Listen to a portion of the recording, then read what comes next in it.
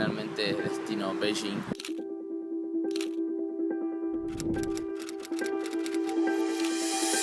So in this video I'm gonna share why I did that in first place, what happened right after that, and how I feel now after 8 years. But before starting, I just want to clarify that I'm not trying to convince anyone to do the same. Everything that I say is purely based on my own experience and my personal opinion. Also, it's important to say that even though this doesn't look that difficult now, because there are many more platforms and some younger people might even think, wait, but who's using Facebook these days? 8 years ago, it was a very different story.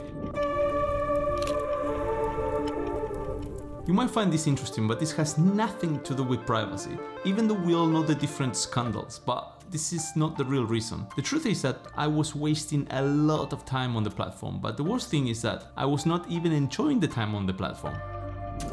I was sharing every party, every holiday, every event in my life, and for years my Facebook profile stood as a monument to a life that now feels like it belongs to someone else. This is not really who I wanted to be, and I don't blame Facebook, I can only blame myself for not being able to understand the game. I wanted to cut off Facebook even before, but there were 5 things delaying my decision.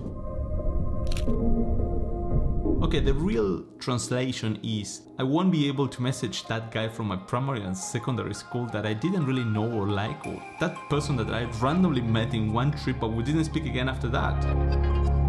This was in my mind. I had the fear of losing contact with people that were not even valuable to me. Facebook was just reminding me about their birthdays and stuff like that, and Facebook was trying to make my life easier, but it was the opposite for me. I felt trapped. I felt this silly pressure of following what Facebook was telling me to do, or the recommendations, and this impacted who I was. I became a different person.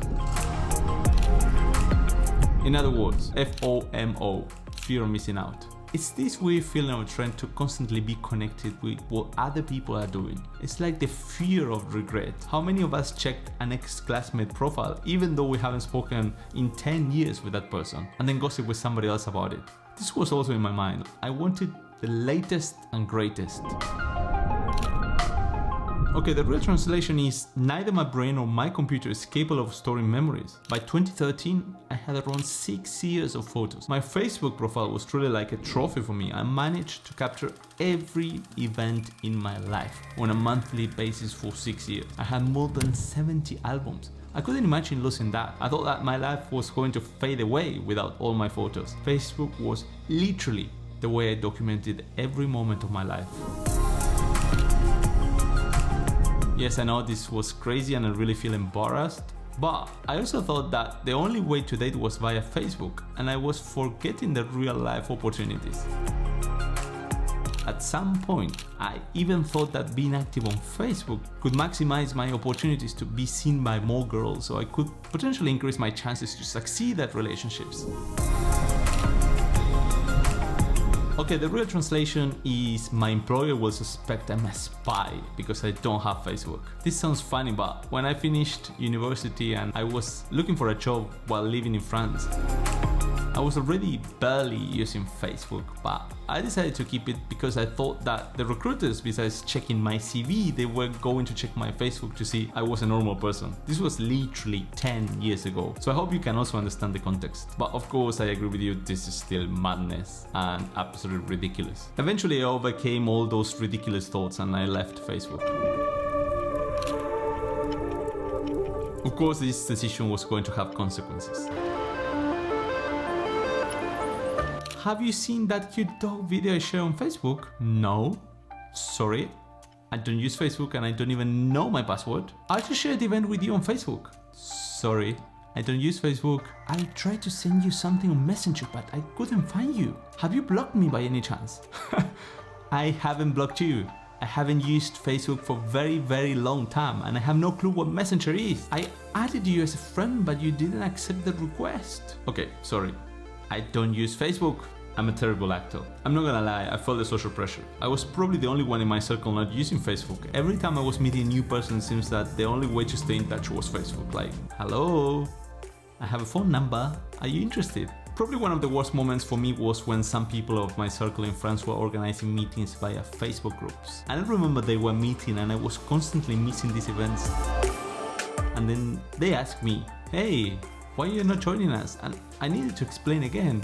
I don't have Facebook, I don't use Facebook. I think for a couple of years I felt a bit weird because I needed to repeat the same thing over and over again in every social moment. And back in the days, Facebook groups was really a big thing. And not being there made me feel a bit of an outsider. Again, I don't think anyone intended to make me feel that way. It was just natural. You're not there, then you just miss it. That's life.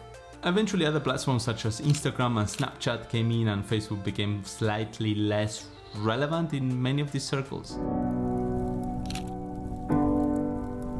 I definitely feel much better because suddenly I had more time to focus on projects I really enjoyed. I became more sociable in the real life, more engaged with my own personal development, more open to ideas and experiments, or perhaps I just became my real self. Don't get me wrong, I opened an Instagram account 2 years ago and started to use Twitter last year. This time I learned from my Facebook mistakes. I use those platforms only with moderation. In fact, I think if we have business or a brand, these platforms can be super helpful. So I'm glad I made the decision of leaving Facebook 8 years ago, because from my perspective, these days we're seeing unprecedented levels of unhappiness and depression because Facebook and obviously many other platforms can make everybody believe they aren't good enough or they don't look right or their opinion is not important. This is probably why the problem with media and the way businesses are run. And I certainly understand the original idea was to make people more connected, but I truly feel that somewhere along the way, we lost the point.